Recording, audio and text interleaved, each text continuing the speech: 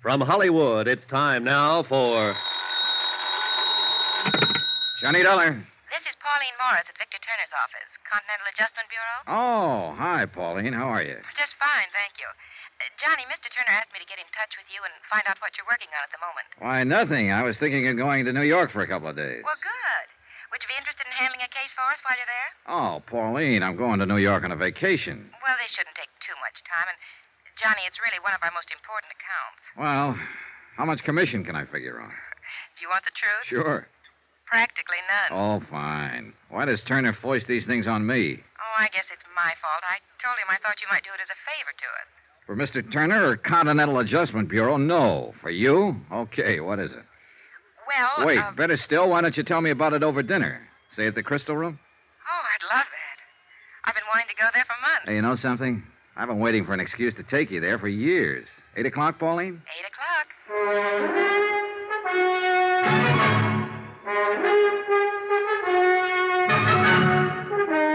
Tonight and every weekday night, Bob Bailey in the transcribed adventures of the man with the action-packed expense account, America's fabulous freelance insurance investigator. Yours truly, Johnny Dollar.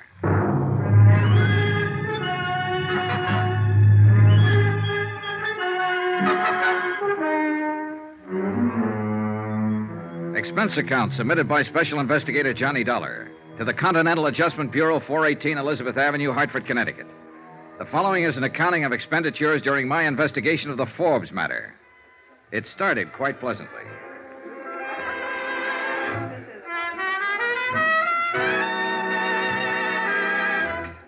Oh, no, Johnny, let's go back to the table and eat. I'm tired of dancing. Yeah, but once you sit down, you'll start talking business again. Well, of course I will. I do have a job to keep. Okay. Frustrating girl. Besides, the sooner you clear up this case, the longer you'll have for a vacation in New York. I said okay. There you are, sit down. Thank you. All right, Miss Morris. Let's have the bad news. Well, the insurance company is Delaware Eastern Liability, New York office. Yes, ma'am. Their client who filed the complaint is a large dress manufacturing company, Century Styles Incorporated. Yes, ma'am. Oh, and if you can manage to pick up one of their latest creations in my size while you're there, I love you forever. Yes, ma'am. Now, let's dance. No, wait. The auditors found a deficit in their books, $4,285. Well, naturally, the head of the company wants a settlement. Yes, ma'am. Now, let's... And, Johnny, your biggest problem will be Mr. Elliott. Mr. Robert Elliott, who I understand is something of a personality problem. He can't be any more of a problem than I'm having with you. Now, let's dance. Expense account item 2, $28.63. Train fare and incidentals getting from Hartford to Manhattan. With me, I took all the necessary information concerning the indemnity claim of Century Styles with Delaware Eastern Liability and Trust. I arrived at Grand Central at 2:05 and was checked in at the New Weston by 2:30. Air brisk, sky clear, weather cold. Expense account item 3, 10 cents, phone call to Robert P. Elliott, Century Styles Incorporated. Mr. Elliott said he would be happy to see me, so I went right over and found a 4-story building that housed 2 floors of factory and 2 floors of offices. The factory was the usual crowded, noisy collection of machinery and people. The general offices, overstuffed and overheated and overcrowded. Girls, you must get ready. Come on, girls, now, everybody. What the Sam Hill? Jenny, you'll just have to reduce. How can we fit you when the pins keep popping out? Pardon me. I'm looking for Mr. Elliott. You are? True. Well, I'm Robert Elliott. Oh, you must be Mr. Dollar. That's right. Stand by, Jenny, sweet. Please, these pins. We all suffer for our art child. Now, bear up. I'll deliver you soon. This way, Mr. Dollar, to a quiet corner.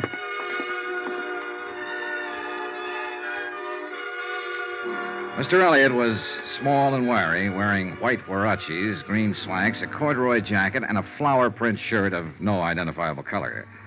As I followed him across the large and elegant showroom floors, I couldn't help stealing glances at the merchandise, animate and inanimate. Everything I saw was strictly high class, a group of goddesses. Mr. Elliott led me through a pair of swinging doors into an office with a carpet so thick I couldn't see my shoe tops. A desk in Russian gray sprawled in one corner. My office, Mr. Dollar. Mm-hmm. I can't tell you how grateful I am that you're here, that the insurance company heeded my call. Well, I hope we can help you straighten this matter out. Well, it's scandalous. It's truly scandalous. $5,000, really. The complaint said $4,285, Mr. Elliott. Well, that's almost $5,000. Besides, I like to deal in round figures. Brett and Arnbeach are my auditors, and they said that you are the very important investigator in insurance circles. Well, I'm flattered. Did they happen to leave a copy of their findings? Yes, they did. They most certainly did. But before I give it to you, I must explain how awful this situation is. Please do. Well, you've no doubt heard of Patricia's things. No, I don't think... Patsy's things? Why, of course... Oh, you're just joking. I am Patsy's things. In fact, I made Patsy's things. It's our highest priced line, evening dresses. Oh, you don't say. I definitely do.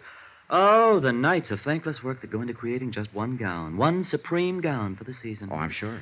I'll tell you, Mr. Dollar, it's a thankless task in one respect. But that's a different story. What I'm trying to say is that this loss is devastating me. I mean it. I simply must have an adjustment immediately. Well, the insurance company sympathizes with you, Mr. Elliott. We'll try to adjudicate it as quickly as possible. Oh, that's comforting. That's very comforting. Oop. Rob Elliott here. In my opinion, hats are just not important this year. Yes? No. Positively no. No advance layouts on the new line. Not until later. No, not tomorrow. No, I can't. I simply cannot.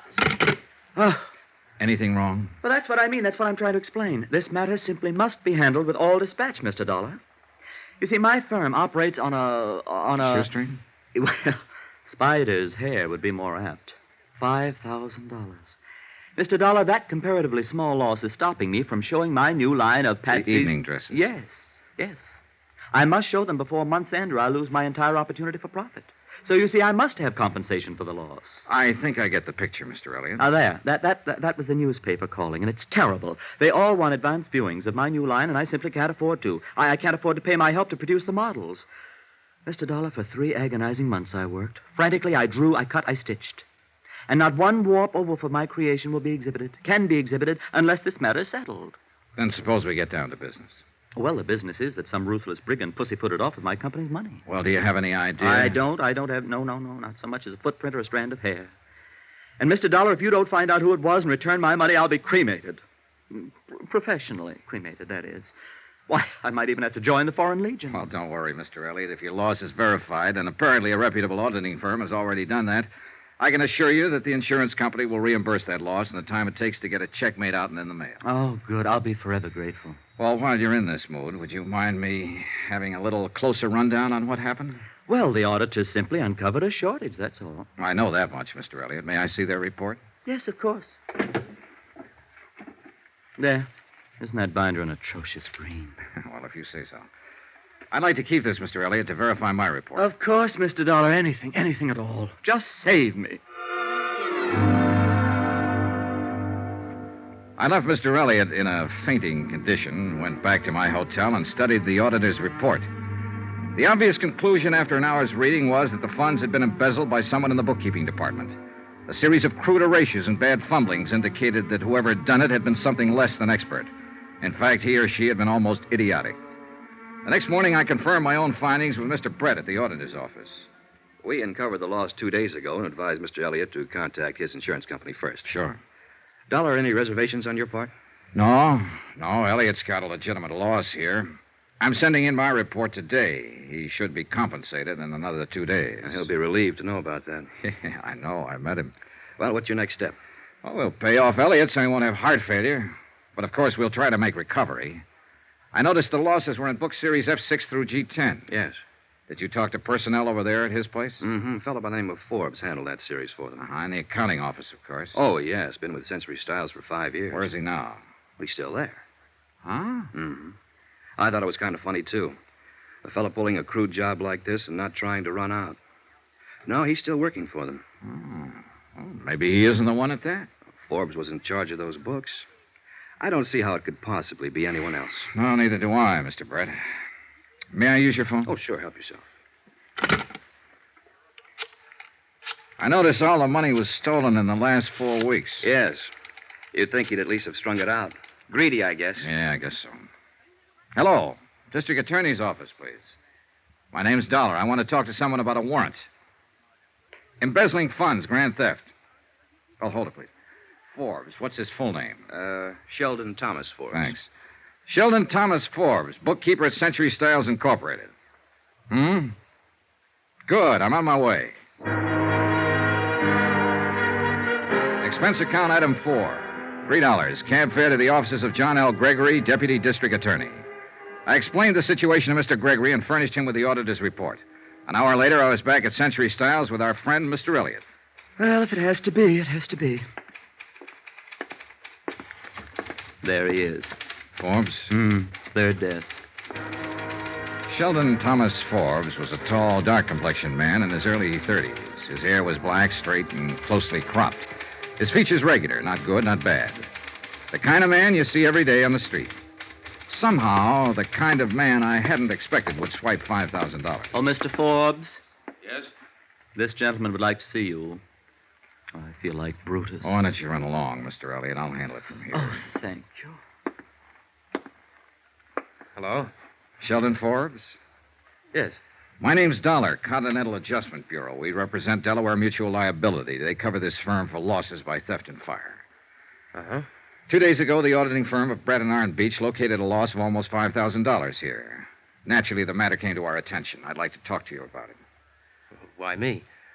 There's every indication that the losses occurred in the particular accounts you've been handling. Uh-huh. You do handle books F6 through G10?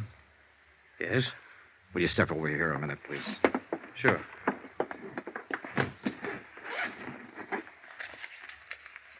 Would you look at this, please?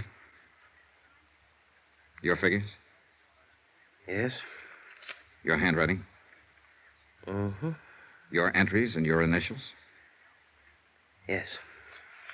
Well, what do you have to say? Nothing. Look, you know why I'm talking to you, why I came to you first. Yes? Still nothing to say? Nothing. Well, aren't you being a little silly? Why? I stole the money. You've proved it. What am I supposed to say? You admit it. How can I deny it? Okay, we've got that much covered. Well, look, my company's interested in recovery of $4,285. Do you understand? I think so. Oh, now, Forbes, come to your senses. What do you want to do? Go to jail, or do you want to give the money back? Oh, that's funny. Oh, no, I don't think it's funny. I doubt if you will. I've got 16 cents in my pocket. Will that help? Where's the money? I haven't got it, Mr. Dollar. You'll have to take me to jail. Shall we go? Okay. Johnny Dollar. Rob Elliott here, Mr. Dollar. Century Style? I know, Mr. Elliott. How are you today? Terrible, Mr. Dollar. I feel terrible. I'm calling from the district attorney's office. You there about Sheldon Forbes? Yes, I had no idea I'd have to act. They want me to sign a complaint. Well, that's pretty usual, Mr. Elliott. Forbes admitted taking the money from your firm. He's guilty as charged. You're the injured party. They want to get on with the prosecution. Oh, dear. So you do whatever they say, Mr. Elliott. Well, will it affect my payment at all? Payment of the claim? No, not a bit. Your check's on the way to you right now. Oh, that's a relief. Now, how about you? Are you going back to Hartford? Should I thank you now? You can thank me, but I'm not going back. What? My job's just beginning. I have to recover the money for the insurance company.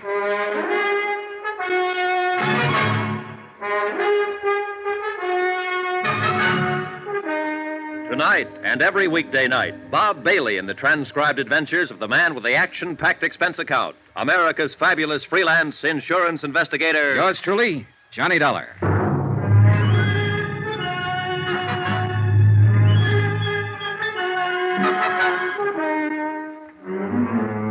Expense account submitted by Special Investigator Johnny Dollar to the Continental Adjustment Bureau, 418 Elizabeth Avenue, Hartford, Connecticut.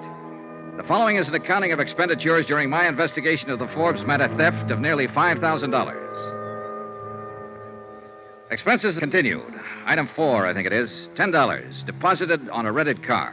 First stop, Central Division Headquarters, where I was informed that Sheldon Thomas Forbes had been formally arraigned and was being held in the city jail. Second stop, an address on 56th Street. Second floor next to a dental laboratory. And on the door it said Edward Gumby, attorney at law. And below it said, walk in. So I did. Hello out there. Mr. Gumby? Yes, sir. Come on in. It's warmer in here. Edward Gumby was standing in front of a gas heater in the inner office, which consisted of nothing more than a telephone, a desk, and a dozen law books. He was a medium-sized man, about 40 or so, a little tired, a little seedy, but he had a nice grin. Dollar? Dollar? Yeah, that's right, Mr. Gumby. You don't know me. I'm with Continental Adjustment Bureau, representing Delaware Eastern Liability in this Forbes matter. Oh, yes, of course. Understand you're representing Sheldon Forbes, is that right? I don't know whether it is or not, Mr. Dollar. I happened to be in magistrate's court this morning when Forbes was arraigned. I took him on because he didn't have counsel and the court appointed me. I don't know whether he took me on or not. Sit down. Oh, thanks. New York is the coldest city in the world. Absolutely the coldest when it's cold. Yeah, it sure is. Look, I don't want to take up a lot of your time, Mr. Gumby. Time? I've got time, boy. That's all I've got. What's on your mind? Your client, mostly. He's admitted guilt, but of course we're interested in recovering the money he stole. $4,285. Yeah. Well, I can't blame your company for that. Well, prosecution could probably be stopped if we made recovery. Sure. I thought I'd tell you this in case you had any influence on Forbes. Well, I appreciate that, Mr. Dollar. It's very understandable. But as I say, I was court appointed. I really haven't talked to him yet. So I'll have to confess I don't have any influence with him at all yet. Struck me as a nice sort of chap. Mm-hmm. Don't quite get it myself. Probably an explanation for it. Married once, I understand, and widowed right after the war. He worked for Century Styles about 5 years. Have you talked to the police yet? No. I understand they're going to work on it today. Maybe they'll have a little more information for you about the recovery. They'll probably find the money in an old sock or something like that. That's the way these things generally run, you know. I agreed with Mr. Gumby. That was truly the way these kind of cases usually ran. And I was a little surprised that afternoon when I spoke to the officers at the city jail. They reported that a complete search of Forbes' apartment and automobile unearthed nothing like the missing money. They further reported that they had found no reliable evidence of any material possessions that the money could have been spent for. My next stop, city jail.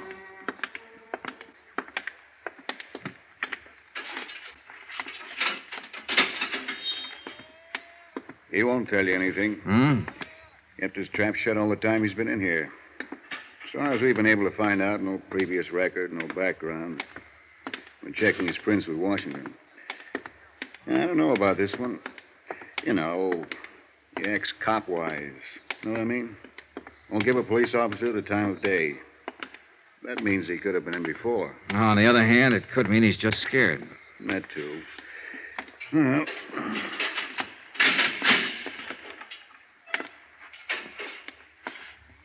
Well? Now what? Take it easy, Forbes. This is Mr. Dollar. He wants to talk to you. Hello, Forbes. Hi. See you later, Dollar. Yeah, thanks, Sergeant. Just give a yell when you're finished. Right. They treating you okay? Swell. What do you want? I want to talk to you. Well, I don't want to talk to you. I don't want to talk to anybody. Why not? I just don't want to see anybody. That's all. Now, you're acting like a baby, Forbes. You'll have to talk to somebody. Don't lecture me, Mr. Insurance Investigator. I've had all the lectures I want. From myself. I don't know why you're here. I thought we settled our business yesterday. The whole thing's just a technicality. I've been arraigned, they've got my confession.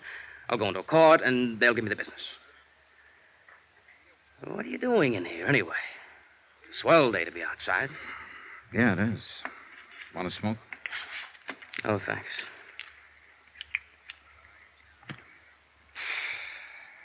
Well, why are you here? To help you out of this mess, if you'll let me. That's funny. Not a bit. Why should you want to help me? Well, it's not because I have any use for you, mister. You're nothing to me but a guy who stole a pile of money. My job is to get it back. $4,285. Oh, that. Yes, that. Now, how about it, Forbes? Isn't it enough that I'm in jail? That I'll go to prison? That's enough for the police, but not for my insurance company.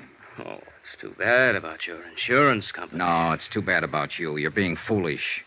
A whole or partial recovery can have a great deal to do with what happens to you from now on.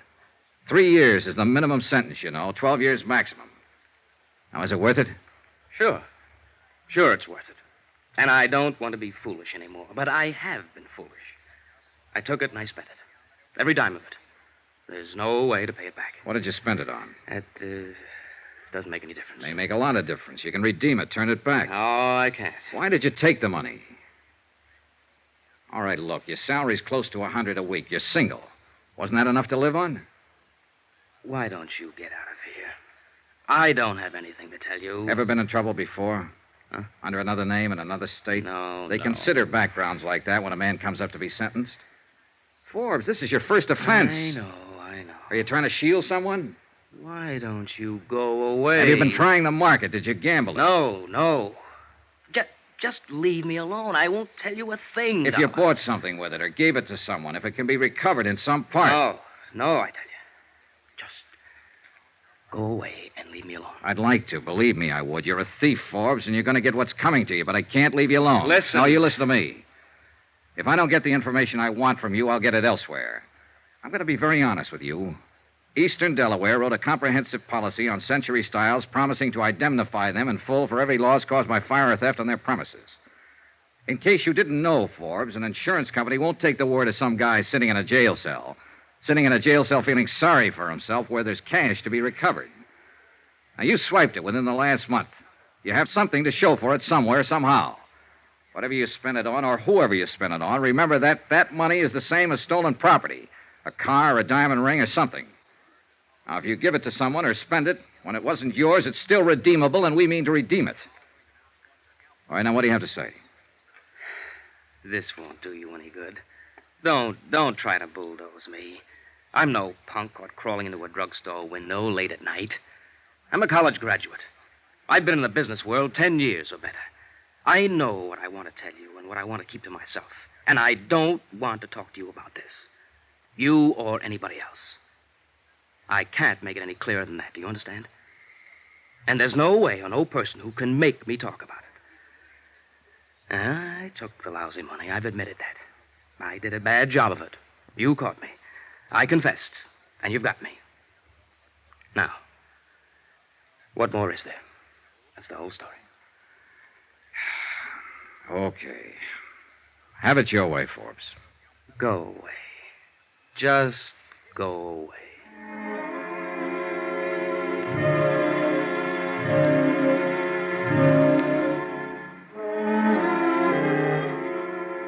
On my way out, I saw his attorney, Edward Gumby, on his way in to see Forbes. I waited around the sergeant's desk. Accidentally, on purpose, I glanced at the admitted visitors register. Only 2 people had contacted Forbes since his arrest, Gumby and myself. That struck me as odd. A glance at his folder named no close relatives, named no one, in fact. I was thinking about that when Gumby came out from his visit. Gumby looked worn out. Hiya. Hi. How'd you do? Not so good. Hey, tell me something. He asked you to contact a girl or anyone? Nope. I don't think he has a girl. I don't think he has anybody. You want some coffee? Yeah, good idea. We slushed across the street and found a diner. Expense account, item 5, 42 cents. Coffee and sinkers for Ed Gumby and myself. I think you're going to strike out, Dollar. I already have. And I think I have, too. Huh? You know what I've been talking to him about in there all this time? The same thing as you, restitution. But he won't open his mouth about it. He did say one thing, though. He wants me to waive a jury trial and go up for sentencing. What? Yeah. Plead guilty and take it. He's sure to get at least 3 years. What can I do? Yeah. Got any ideas? Well, I've got a lot of ideas, Dollar, and all of them make me sick inside. That boy's not a criminal. He took that money because he was desperate about something. You know that from the awkward way he took it. He spent it on something, and he won't talk about it. But now he's about to ruin his whole life, in spite of what you or I or anybody else tries to do for him. All he has to do is give back the money or promise restitution or call up a friend and borrow it. With his clean background, the court would listen to a mercy plea. You told him all this? I told him. I told him and you told him, and what does he do? He waives his right. I tell you, I'm going to hate to file this waiver, but I've got to do it. Yeah, how you feel? More coffee? No. No, thanks. Dollar, you know what Forbes is? What? He's something I call a calendar job. Calendar job? 33 years old. Now think about that. Born with one war just ended. raised in a depression, and then bangle, another war. You might say the first 25 years of his life, nothing but war and depression, or the effects thereof. A calendar job. Apparently it's what he wants. But, Mr. Dollar, I'm going to hate to see him go to prison. You know something, Mr. Gumby? So am I. Johnny Dollar. Ed Gumby, Mr. Dollar. Attorney for Sheldon Forbes. Oh, hello, Mr. Gumby. How are you? Oh, I don't know. The hearing's been set for 2:30 this afternoon. Okay, I'll be there. No need to, particularly. As I told you yesterday, he requested me to waive trial and plead guilty. Well, won't he be sentenced today? No, this is just a preliminary hearing. He'll probably be sentenced before the week's out, though. The court will simply consider the waiver and inform him of his rights today. Oh. Anything I can do? No, I don't think so. I'm going to try to talk to him again and get him to reconsider the waiver. I doubt if I'll have much luck, but I'll try.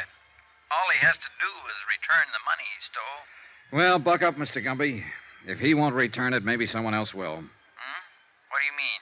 I'm going to try and find out what he did with it. My company wants it back, sure. But we also want Forbes to have a fair chance. You're pretty decent, Mr. Dollar. Thanks.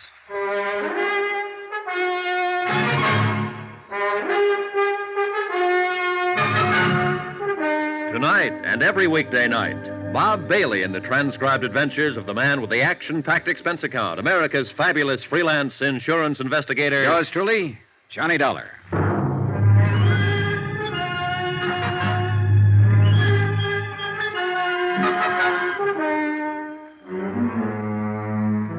Expense account submitted by Special Investigator Johnny Dollar to the Continental Adjustment Bureau, 418 Elizabeth Avenue, Hartford, Connecticut. The following is an accounting of expenditures during my investigation of the Forbes matter. Embezzlement and a very frustrating case. Expense account continued. Item 6, $3.50, lunch. For myself and a Mr. Arnold Haven, head of the accounting department for Century Styles Incorporated. Mr. Haven, a tall, balding man in a dark suit, had ulcers. His poached egg and dry toast didn't interest him too much. What's going to happen to Forbes? Oh, I don't know, Mr. Haven. That depends on several things. Right now, I have to tell you that it looks like he'll go to prison. Worse than that, it looks like he wants to go to prison. He's waived trial. Prison. That's too bad. Too bad. I always liked Sheldon Forbes. You hired him, did you, Mr. Haven? Yes, I hired him. He was a good man right from the start. He did his job, and he did it well. I never had a complaint against Forbes. Why do you suppose he stole the money? You've got me, Mr. Dollar. We paid him the going rate. That's a good salary for accountants. He seemed happy enough with it. Whether he knew he was in line for substantial raises. Uh-huh. I could understand it in a way if he had a family and heavy responsibility. Or if he played the market, or if he gambled. But Forbes, he just baffles me. Yeah, it baffles me, too. Huh? Oh, yes, of course. Well, the people around the office, they're pretty upset about this. Any particular people, Mr. Haven? Everybody. But anyone in particular? A girl, for instance. Oh, a girl, yes, I see. Well, no. Did he go out with any girl in your office? No, most of them are married. No, at least as far as I know, Forbes didn't go with any of the girls there. He kept to himself. Oh, he might have lunched with one or the other now and then, but no, he more or less kept to himself. Uh-huh. Well, the reason I asked you, Mr. Haven, is that what little I've been able to find out about his personal life isn't very helpful. My company wants the money back. We're willing to give him a fair break if we can get it back. He's pretty stubborn about cooperating. Yes, we know about that, Mr. Dollar. But how can we give him a break if he doesn't want us to? And we can't find out anything about him. Look, if there's anything you can think of, any reason he might have had for taking the money. And I've racked my brain. I can't think of any reason. No, wait a minute. Just a minute. I did notice a change coming, Forbes. It was about a month or 6 weeks ago. Oh, it was nothing, really. It was just, I guess, an anxiety about him. Well, he took all the money within the last 4 weeks. Would that correspond? Roughly, yes. Well, that's a start. I hope. I returned to the accounting offices of Century Styles with Mr. Haven and spent 2 hours questioning different members of his staff regarding Sheldon Forbes. His habits and his personality were pretty much the same as Haven himself had described them. Expense account item 7, $4, gasoline. I put a tank full of gas in my rented car and went over to an apartment on 59th Street where Sheldon Forbes had lived. According to the penciled note above the first door to the right of the entrance, Mrs. Anastasia Konopka was the manager.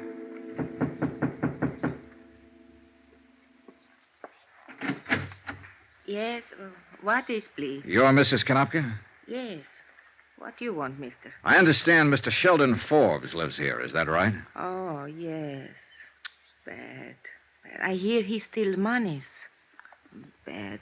He not in jail, I think. Yes, I know about that, Mrs. Konopka. I'm from the insurance company, and we're involved in this case. We're trying to recover some of that money if we can. I wonder if you'd help me. I fixed dinner for my husband. He's come home from work. It won't take long. What I do? Well, I want to know about Sheldon Forbes. What? The works, Mrs. Konopka. Did he drink, gamble? Did he stay in nights or go out? Did he pay his rent? He always pay his rent. You are policeman? An insurance investigator. Please, sometime else. Maybe you speak to my husband. He speak much better than me. But it's important now.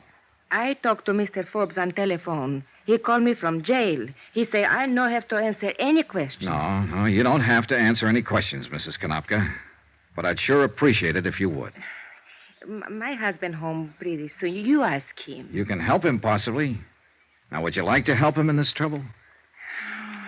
All right, mister, but how I know these things you ask about men who live here? Well, look, how about his friends? Who visited him? I cannot say. No visitor. Was he a good tenant? No trouble, like Mr. O'Sullivan on 3rd floor. Mr. O'Sullivan always drunk. Called police twice. Mr. Forbes no drink whiskey. Uh-huh. Did you ever meet his girl? Girl? Sure. He had a girlfriend, didn't he? Oh, I think you mistake. I no ever see girlfriend here. All right. How long have you known him? 5, 6 years, maybe. Ever since he moved in here to this place. But no girl? No. Well, how'd he spend his time? Work. He work very hard. No, I mean besides working at the office. How else did Forbes spend his time? He poor feller, that one. Huh? Sure, he steals money, but he poor feller just the same. For him, I feel. Yeah. Mr. Forbes, he quiet and he think. I know he live up in that little room quiet and think. He does all time think. No whiskey, no girls. Oh, he paint sometime, listen to music, think. Oh, my husband dinner burn. Please, you go now. Just a minute. I'd like to see his apartment if I can. Oh, no matter. Here. You bring back key, please. Sure. Thank you, Mrs. Konopka. The apartment Sheldon Forbes called home was as dismal as the neighborhood. A tiny closet kitchen, a bed that came out of the wall, a pair of grimy windows that looked across the court onto another pair of equally grimy windows. The furniture was threadbare and dusty. A small ironing board and iron attested to the fact that Sheldon Forbes laundered his own shirts. Other small evidences of frugality were about the premises. A hot plate and a can of souring cream. 2 suits of clothes, neatly brushed and pressed, but inexpensive. The record player and a collection of a half a dozen good albums were the only sign of material accomplishment. The painting materials, easel, canvas, and oils were also inexpensive. No liquor, no jewelry, no expensive clothes. Nothing that cost $4,285 or anything like it.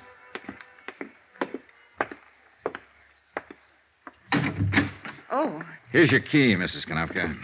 Thank you very much. Thank you. Thank you. Well, what you think?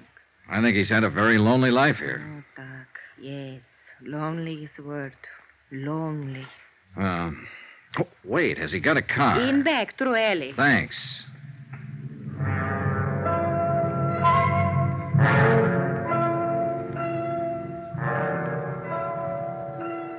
It was a Ford, vintage of 1946, tightly locked up. The paint was scaling away, the tires worn down, the mileage 77,000 miles. He certainly hadn't blown the money on a fancy car. Now I felt completely frustrated. Expense account item 8, 79 cents, dinner. I had it in a neighborhood restaurant called the 79er, a place I learned where Sheldon Forbes frequently took his evening meal. The restaurant manager, a man named Alexander Dupulis, remembered Forbes and he liked him. A woman who ran a bakery shop across the street also remembered him as the young man who bought a roll there every night. Probably the roll to go with a lonely cup of coffee in his room the next morning. She liked him, too. All in all, I was getting a composite picture of Sheldon Forbes that didn't look quite right. Whatever he was to the people who knew him casually, he wasn't a man who ever had any money to spend. I dropped in at the city jail about 7:30, and I was surprised to find lawyer Edward Gumby sitting on a bench, briefcase in hand. Dollar? Hello, Mr. Gumby.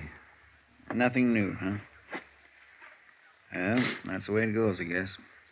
We had some action today. Oh? Yeah. The hearing was this afternoon. Man from the district attorney's office took about 15 minutes to lay out the evidence against Forbes and make the charges. Uh-huh. I spent the whole time pleading with Forbes not to go ahead with the waiver. Did I miss anything? No, he wouldn't open up at all. Just said he'd spent the money.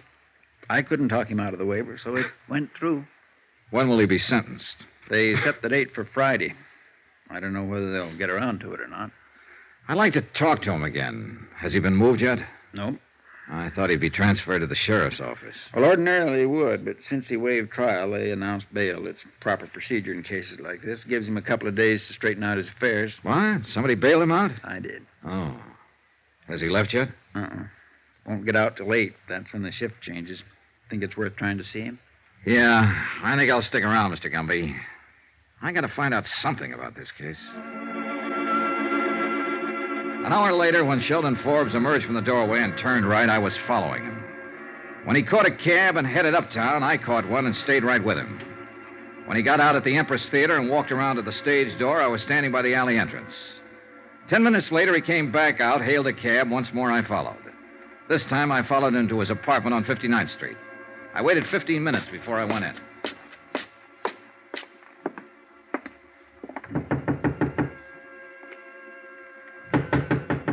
Forbes? Forbes? Hey, Forbes, it's me, Johnny Dollar. I want to talk to you.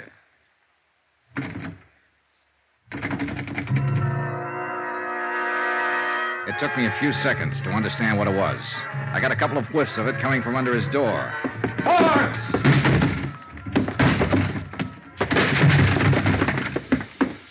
The room was acrid, stinging with gas fumes, and Sheldon Forbes was stretched down on the floor of his 6-foot kitchen.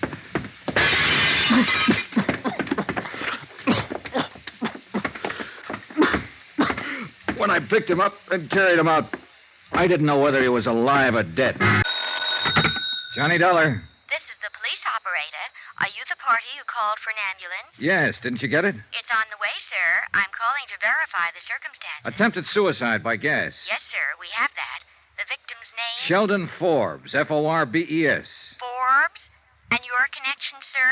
Relative, perhaps? No relation. Insurance investigator. I just found him. Will you please remain there until the officers arrive? Are you kidding? I asked you, Oh, well, thank you very much.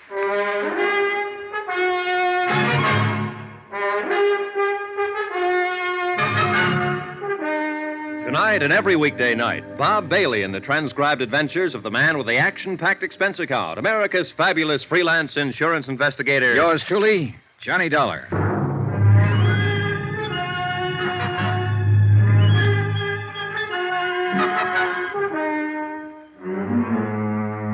Expense account submitted by Special Investigator Johnny Dollar to the Continental Adjustment Bureau, 418 Elizabeth Avenue, Hartford, Connecticut. The following is an accounting of expenditures during my investigation of the Forbes matter. Sheldon Forbes pleaded guilty to a $4,285 embezzling charge.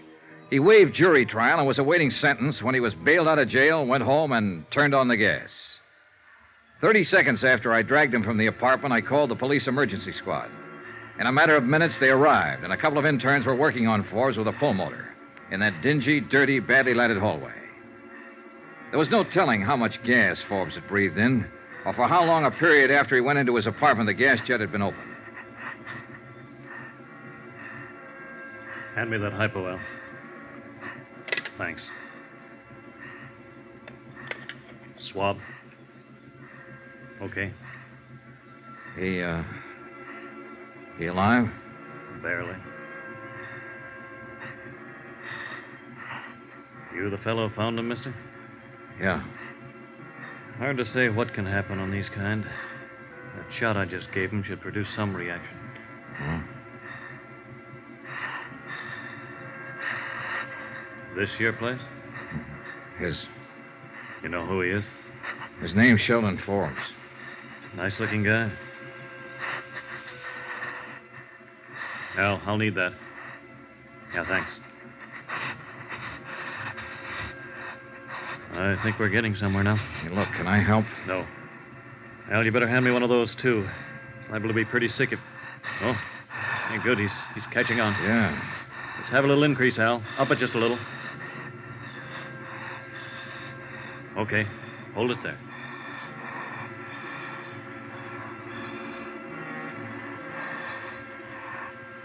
The intern and his assistant worked quietly and methodically. There was nothing I could do but stand and watch. After about a half an hour, the color of Forbes' skin seemed to me a little more close to normal.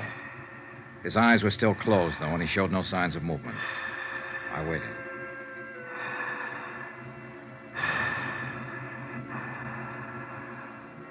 Okay, Al. You can kill the pulmotor. Getting some pulse now. Respiration, too. Will he make it? It depends, mister. If he has any kind of heart condition, it'll be tough. We can tell more when we get him into a hospital. Nothing more we can do for him here. Okay, Al. Have the boys load him up. Let's get out of here.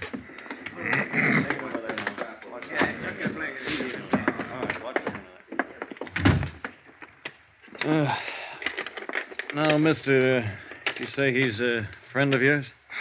Just someone I knew. He's got you to thank, in case he makes it. Where'll he be? We'll take him over to Bellevue. All attempted suicides get over there. Mm-hmm. I'd like to talk to him when he comes around. Any idea when that'll be? No telling. Better phone in first.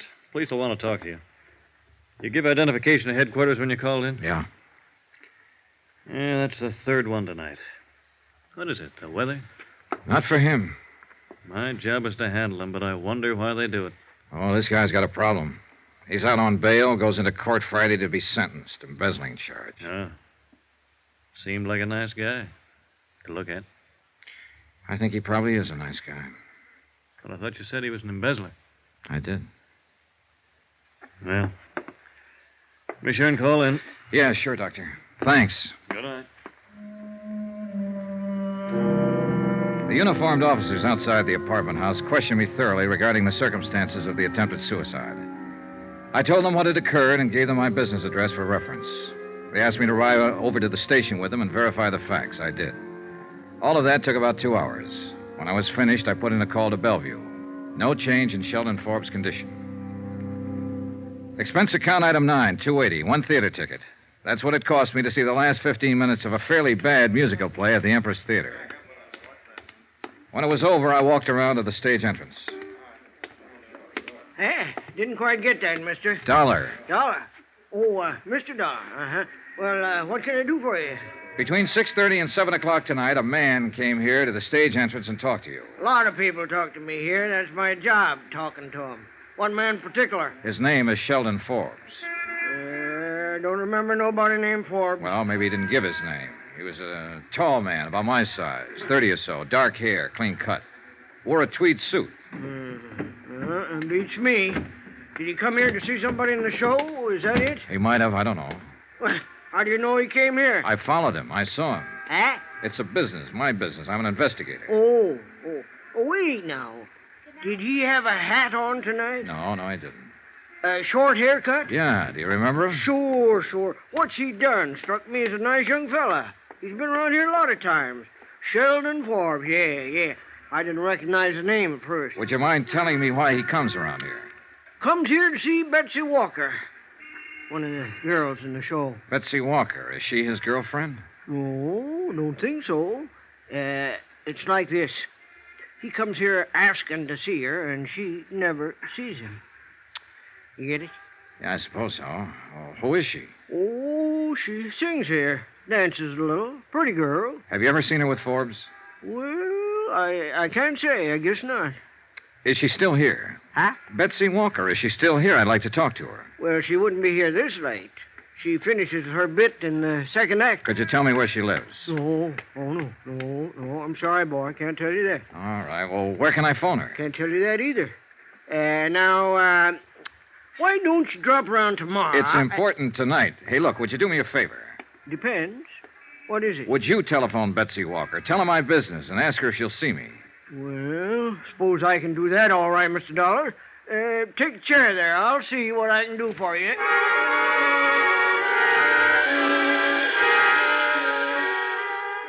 The doorman did all right. Expense account, item 10, $2.65, cab fare.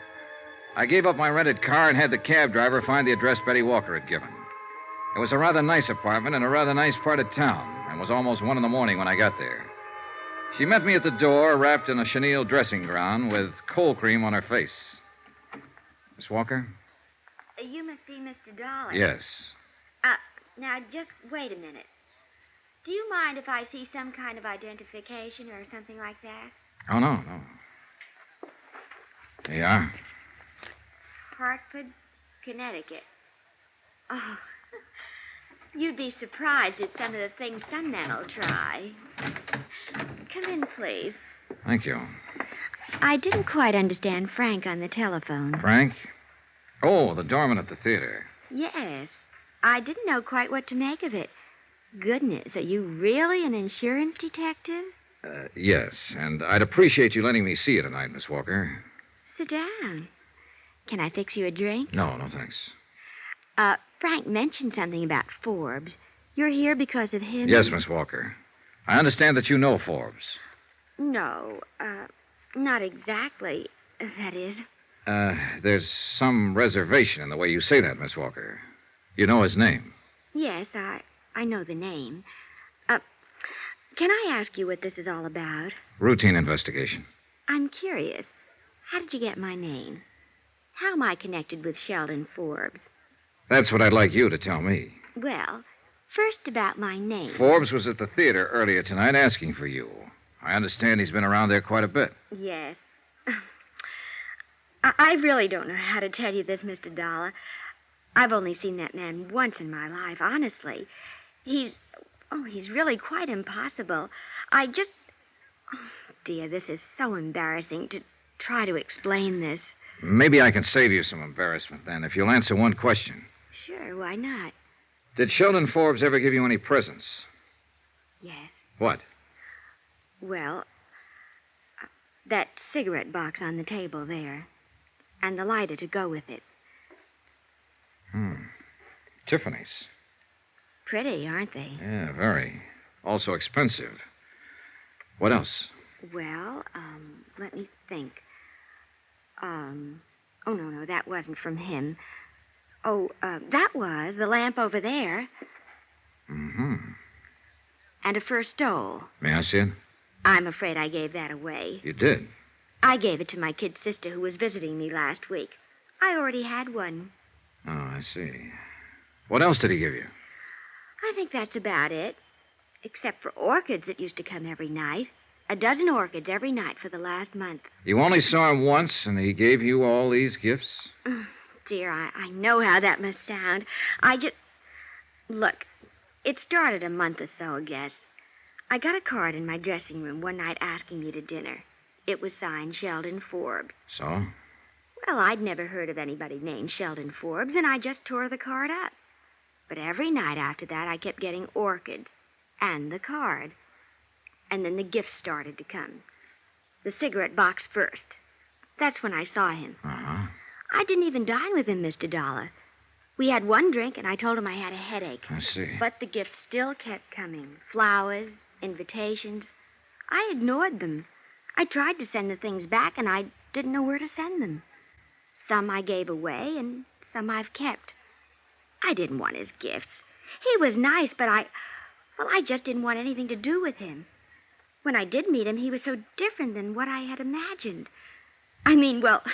Gee, I've had my share of stage door Johnnies, but this man was... Well, he just couldn't say a word without stumbling. He had no poise, no sophistication, nothing. All he had was money. He told you that? He didn't have to. Those gifts... Well, he didn't have money, Miss Walker. He worked for $82 a week as a bookkeeper.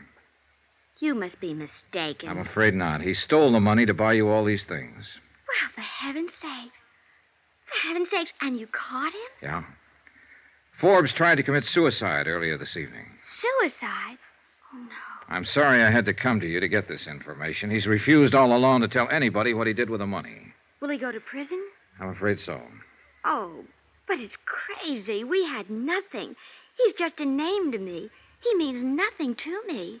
Yeah. But apparently you mean something to him. Johnny Dollar. This is Betsy Walker, Mr. Dollar. I'm up and around. Yes, thanks for calling. Have any time this morning? I think so. If possible, I'd like to come over to your apartment again and take an inventory of the gifts that Sheldon Forbes sent you. That'll be all right, sure. About an hour? Sure.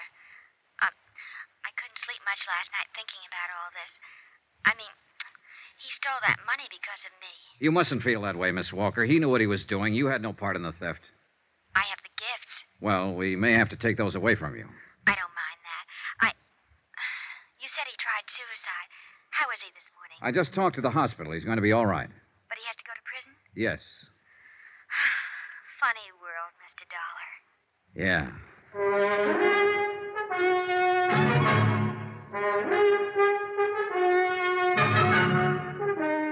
Tonight and every weekday night, Bob Bailey in the transcribed adventures of the man with the action-packed expense account, America's fabulous freelance insurance investigator. Yours truly, Johnny Dollar.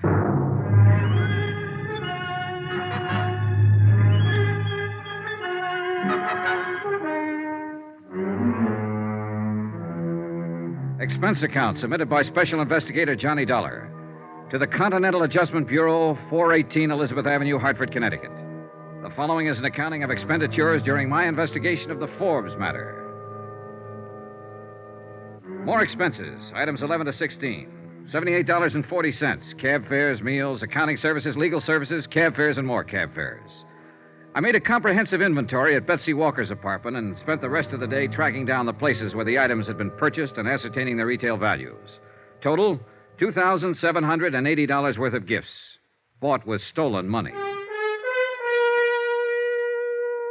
Betsy Walker also told me that Sheldon Forbes had made appointments to meet her at various times at very expensive restaurants in New York. She had never once kept any of these appointments, but a check with the Waldorf, 21, the Stork, and several other places revealed that Forbes had always made elaborate arrangements to entertain her. His restaurant bills came to $835. The florist bill, $670. Total amount spent, $4,285. Total amount stolen, $4,285. Century Styles Incorporated footed the bill in his unsuccessful courtship of Betsy Walker.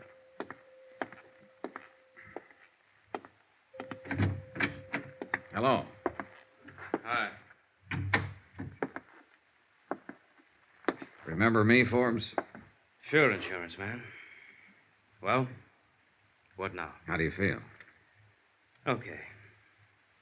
You saved me, didn't you? I suppose so. Why? Same reason you'd save a man who was dying. Huh. You know what I've been doing? What? Answering the questions you wouldn't answer. I met Betsy Walker.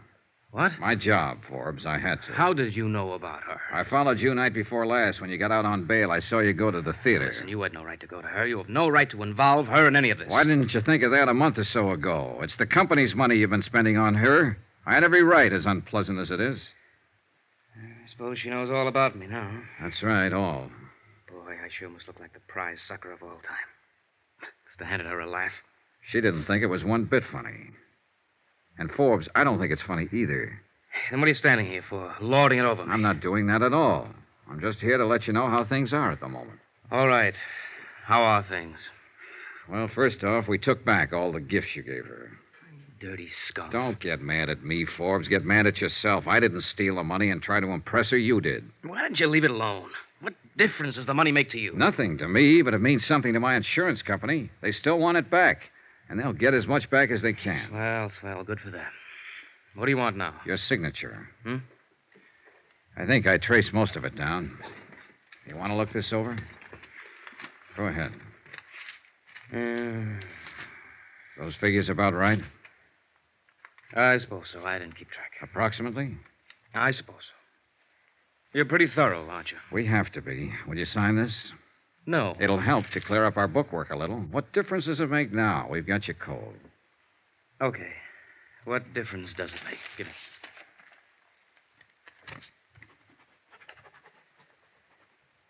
Okay, thanks. That's all it means to you, isn't it? Hmm? Dollars and cents. Dollars and cents that were stolen, Forbes. Remember that. You wouldn't let me forget it. No, I wouldn't. You did the dumbest thing in the world. You stole nearly $5,000 trying to make an impression on a girl who didn't want to have a thing to do with you. You went about it wrong from top to bottom. You've acted like the great stone face ever since you've been found out. You wouldn't bother telling me about it. I had to go out and find out myself. Off the record, Forbes. What'd you do? See her on the stage one night? No, at the office. Office? Your office? No, not exactly. Ellie was having a showing for some buyers from the West Coast one day a few weeks ago. For those kind of showings, he hires models from the agency. Betsy's listed with one of the agencies. You know, she acts and sings and models. Oh, sure. Well, I happened to be upstairs when the showing was going on. There were a lot of publicity people there taking pictures and so on. And I saw her. She was wearing a black dress, and her hair was soft. She's got a smile like all the sun risings. Sounds silly? Not at all. It's just that I never in all my life saw anyone like her before. Yeah. I don't know how it is with other guys, but she was for me from then on. I couldn't get her out of my mind. I found out her name, and then I found out she worked in that show at the Empress Theater. Yeah? All I had was her name. I didn't know how to go about meeting her. I just didn't know. You figured a little money might attract her to you. I've heard that's the best way to do it. It's one way. Not the best way, kid. Probably not. The best way I could think of. What did you think about taking the money? I thought I'd be able to stick it back. Well, I guess I really didn't think much beyond just meeting her. Having her look at me the way I wanted her to look at me. What? It was the wrong way to go about it, sure. But then did you ever think of my alternative? I'd thought of it. I pictured myself knocking on her door one night, and I could see her answering it. "I'm Shelley Forbes, Betsy," I'd say. "Clothes don't make the man," I'd say, while she sort of took in my tweed suit and the only coat I've got to my name. "Listen," I'd say, "I got an 8x10 apartment over on 59th Street. The halls always smell like cabbage, but I'm a heck of a fine guy. And I drive a 1946 Ford that misses a little, but it's good enough for us." And then I'd say, "Why don't you toss on your mink, and we'll go over to my dump, and we'll have a bottle of beer, and I'll tell you how much I love you. How about that?" Some alternative, huh? She makes more money in an hour than I make in a week. I couldn't even afford to keep her in cigarettes. Lord, I wanted her like nothing in my whole life. She might have taken you up on it, Forbes, if you'd put it that way. Yeah? What makes you think so? She wasn't impressed by any money or any gifts. More than that, I met her. She's a pretty nice girl. Yeah. Up until the time I talked with Sheldon Forbes in the hospital, I'd always had my doubts about love happening at first sight. After my talk with him, I was convinced that it could and did happen to him. I was sorry that he didn't know quite how to handle it. I was also wondering, if I'd been in his shoes, would I have done the same thing?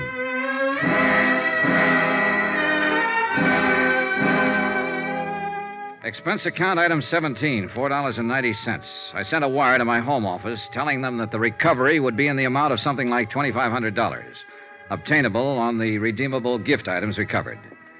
After that, I went back to my hotel. I was surprised to find Betsy Walker waiting in the lobby. Hello, Mr. Dollar. Why, hello.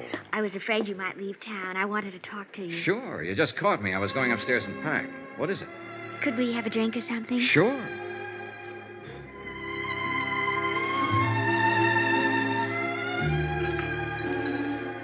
Expense account item 18, $2, 2 drinks. For Betsy Walker and myself at the hotel bar. It was midday, and there wasn't much action. She sat across from me, ordered an old-fashioned, and asked for a cigarette. Thank you. Sure. What'll happen to him? Forbes? Yes. Oh, he'll be sentenced Monday. They canceled the Friday scheduling because he was in the hospital. He'll go to prison? Yes. Have you seen him since he tried to kill himself? Just left him. I guess he feels awful. Yeah. I told you I haven't been able to sleep thinking about all this.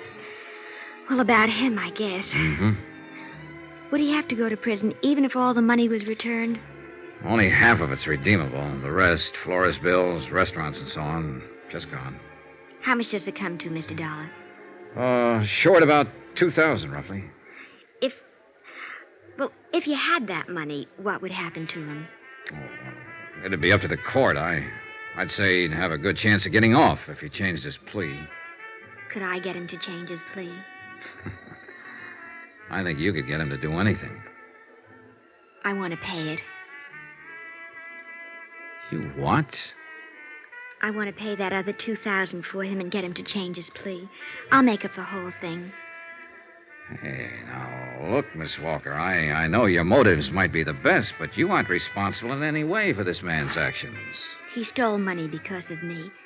He tried suicide because of me. And now he's going to prison because of me. But you had nothing to do with it, no part of it.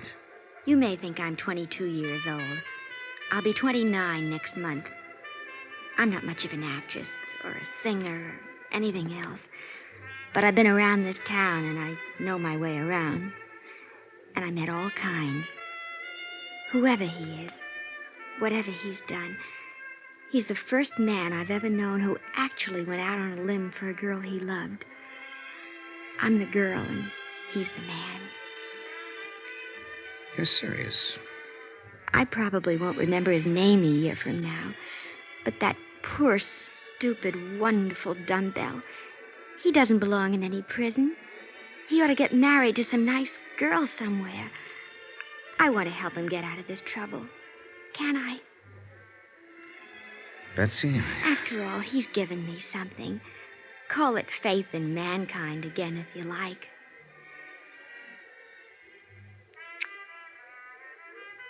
What's the kiss for? What you just gave me, Betsy. Faith.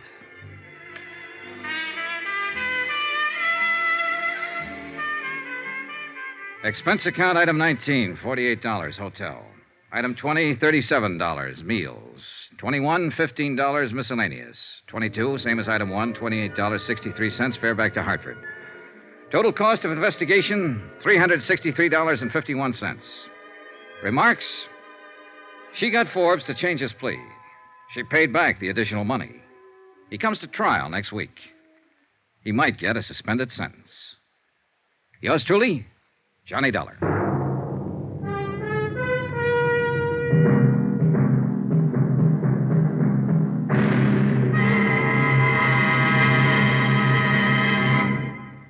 Remember, there'll be another intriguing story for you beginning next Monday night. Next week, a trip south of the border where the flashing eyes of a dark-haired senorita spells plenty of, well, believe me, romance and trouble can go hand in hand. Join us, won't you? Yours truly, Johnny Dollar.